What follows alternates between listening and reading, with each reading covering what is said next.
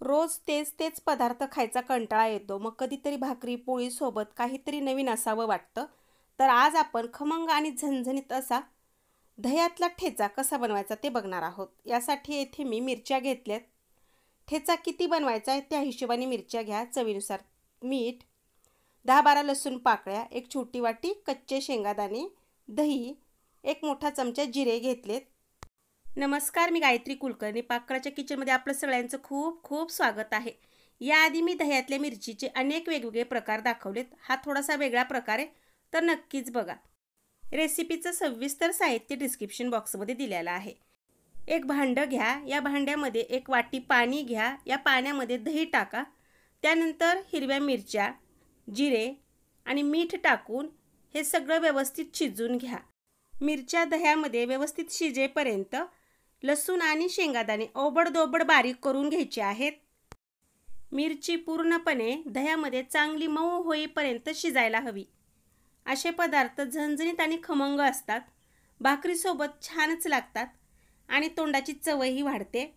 हळूहळू उकळी येऊन ही मिरची व्यवस्थित शिजल्या जाते आणि शिजल्यानंतर याचा रंग बदलतो. तुम्ही बघू शकता. थोडंसं दही शिल्लक राहिल्यानंतर याच्यामध्ये जो आपण लसूण आणि शेंगादाणे बारीक करून घेतले होते ते टाकून व्यवस्थित शिजून घ्यायचे आहेत. या पद्धतीने बनवलेला ठेचा तुम्ही एकदा नक्की घरी करून बघा. कसा वाटला किंवा कसा झाला ते मला कमेंट करून सांगायला विसरू नका.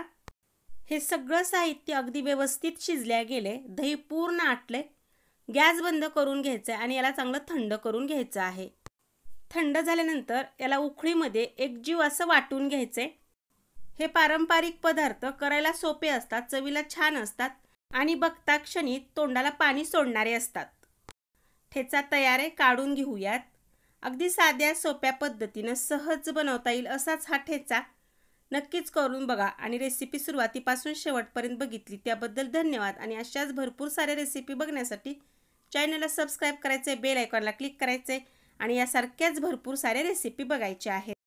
तयार ठेचा एका भांड्यामध्ये काढून घ्या. हा ठेचा फार दिवस टिकत नाही, त्यामुळे लवकर संपवावा लागतो. हा ठेचा चवीला खमंग आणि झणझणीत असतो, त्यामुळे शिल्लकच राहत नाही. रेसिपी बघितलीच. रेसिपी फक्त बघू नका, तर ती घरी करून सुद्धा बघा. कशी वाटली, कशी झाली ते कमेंट करून सांगा. रेसिपी तुमच्या मित्रमैत्रिणीला शेअर करा. धन्यवाद.